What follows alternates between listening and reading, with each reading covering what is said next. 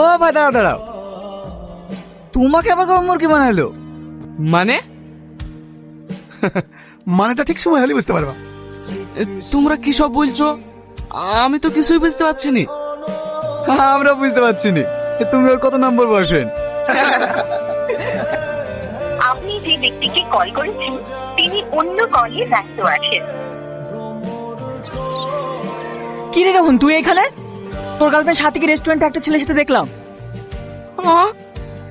তুই ঠিক দেখেছিস তো? হ্যাঁ ভাই, আমি একদম ঠিক দেখেছি।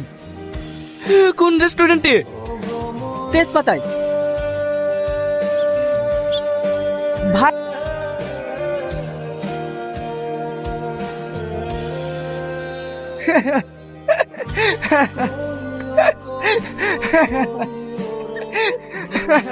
তুই হাসছিস?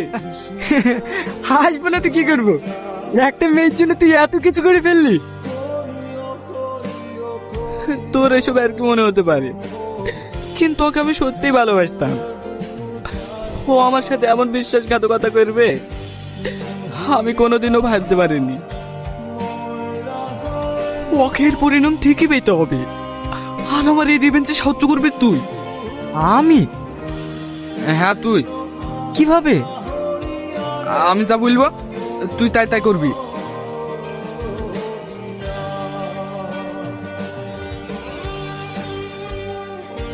হাই, কলেজে নতুন নাকি?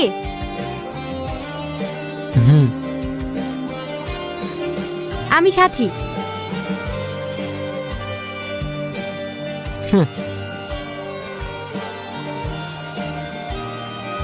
তোকে ইগনোর করে চলে গেল। যাই বলিস, ছেলেটা কিন্তু বেশ হ্যান্ডসাম। ও যতই বড় লোকের ছেলে হোক, আমি ওকে আমার গোলাম বানিয়ে ছাড়বো।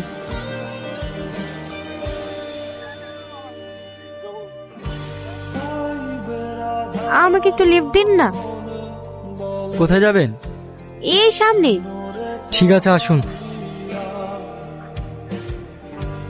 আপনাকে তো আগে কখনো এখানে দেখিনি। আপনার বাড়ি কোথায়? আমি দেশের বাইরে পড়াশোনা করতাম, এই কিছুদিন হলো এসেছি।